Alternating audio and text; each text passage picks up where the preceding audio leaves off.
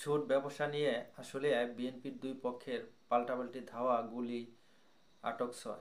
দর্শক, ঢাকার অদূরে সাভার উপজেলার আশুলিয়ায় একটি তৈরি পোশাক কারখানার জুট ব্যবসার নিয়ন্ত্রণ নিয়ে বিএনপির দুই পক্ষের মধ্যে পাল্টাপাল্টি ধাওয়া ও কয়েকটি গুলি ছোড়ার ঘটনা ঘটেছে।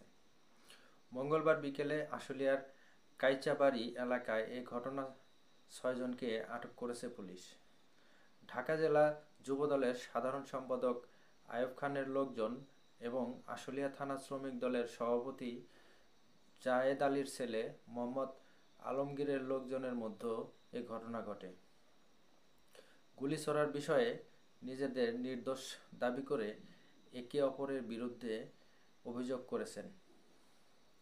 প্রত্যক্ষদর্শীরা জানান, মঙ্গলবার বিকেল ৪টার দিকে ফ্যাশন লিমিটেড নামের এক পোশাক কারখানা সংলগ্ন এলাকায় ওই কারখানার জুট ব্যবসার নিয়ন্ত্রণ নিয়ে যুবদল নেতা আইয়ুব খানের লোকজনের সঙ্গে শ্রমিক দল নেতা জায়েদ আলীর ছেলে মোহাম্মদ আলমগীরের লোকজনের পাল্টাপাল্টি ধাওয়ার ঘটনা ঘটে। এ সময় কয়েকটি গুলি ছোড়ার শব্দ পাওয়া যায়। পরে আশুলিয়া থানার পুলিশ পরিস্থিতি নিয়ন্ত্রণে আনে।